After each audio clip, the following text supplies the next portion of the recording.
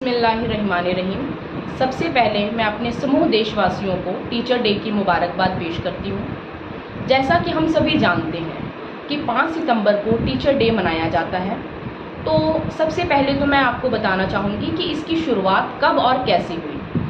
हमारे राष्ट्रपति एवं उपराष्ट्रपति रह चुके डॉक्टर सर्वपल्ली राधाकृष्णन जी, जिन्होंने अपनी आधी ज़िंदगी टीचर लाइन में पढ़ने में और पढ़ाने में लगा दी, तो जो इनके शागिर्द थे, इनके जो बच्चे थे, इनके पास पढ़ने वाले बच्चे थे, वो एक दिन इनके पास आए और उन्होंने बोला कि हम आपका जन्मदिन मनाना चाहते हैं। तो इन्होंने एक राय दी उनको कि ठीक है, आप मेरा जन्मदिन मनाओ, पर उसको टीचर डे के रूप में मनाना। तो उस दिन से जो है इसकी शुरुआत हो गई। उस दिन से हमारे पूरे मुल्क में आज के दिन टीचर डे मनाया जाता है या सेलिब्रेट किया जाता है।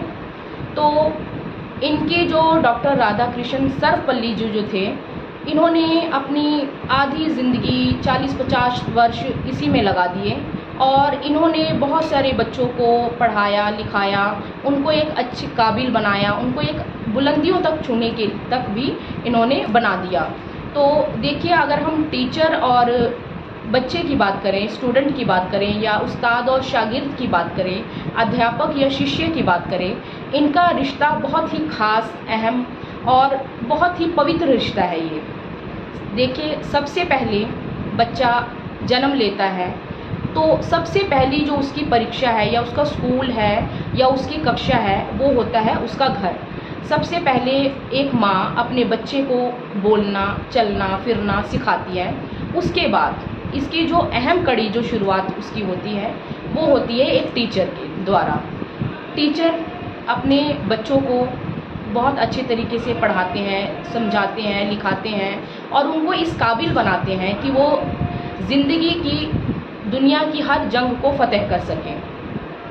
सबसे पहले मैं आपको ये बताना, एक मिसाल छोटी सी पेश करना चाहूँगी आपके सामने कि सड़क है, वो सड़क अपनी जगह पर ही रहती है, जूं की तू वो अपनी जगह पर खड़ी रहती है। सड़क जो है, उसके ऊपर चलने वाले जो राहगीर होते हैं, मुसाफिर होते हैं, वो अपने जहाँ पे उनको पहुँचना होता है, वो अपनी मंजिल तय कर लेते हैं। ठीक उसी तरह से रिश्ता जो है टीचर्स और बच्चे का है, उस्ताद और शागिर्द का है, अध्यापक और शिष्य का है। अध्यापक अपनी आधी ज़िंदगी इसी में गुजार देते हैं और वो अपनी क्लास में पढ़ने वाले हर एक बच्चे को बहुत अच्छे तरीके से समझाना, पढ़ाना, लिखाना, सब कुछ सिखाते हैं और बच्चा जो है वो बुलंदी को हासिल करता है। इसी तरह मेरा ये भी मानना है कि अगर हम एक जोहरी की बात करें, तो एक जोहरी है, उसको हीरे की तलाश बहुत अच्छे तरीके से होती है, या वो हीरे को तराश कर एक नया हीरा बना देते हैं।